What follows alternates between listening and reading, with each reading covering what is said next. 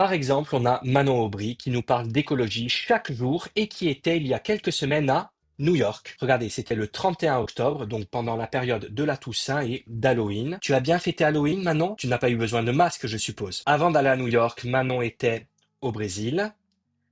Après son voyage à New York, Manon était en Palestine. Donc voilà, Manon l'écologiste a un bilan carbone plus important que n'importe quel droitard. Et non seulement Manon nous prend pour des cons sur l'écologie, mais sur plein d'autres sujets. Par exemple, sur le méchant capitalisme.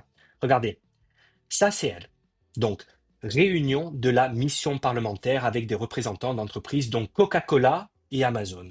Sans surprise, ils plaident pour une baisse de leur impôt alors qu'ils y échappent largement. Si un travailleur doit choisir entre travailler à Gaza ou Bruxelles au même prix, elle a réussi à placer Gaza, Amazon et Coca-Cola. Franchement, c'est du génie.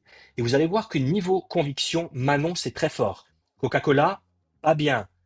Par contre, de temps en temps, on peut boire un Coca-Cola.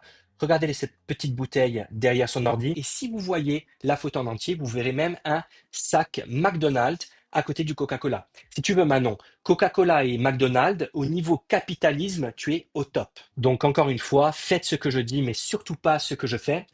Et c'est pour ça qu'il faut que les entreprises comme Leroy Merlin et toutes les autres qui seraient prêtes à se soumettre à la gauche comprennent que vous ne satisferez jamais un gauchiste. Et si je peux vous le dire d'une manière encore plus profonde, vous ne serez jamais assez gauchiste pour un gauchias. Donc, mon message à tous ceux qui seraient tentés de satisfaire les désirs, voire les injonctions de ces gauchistes, arrêtez.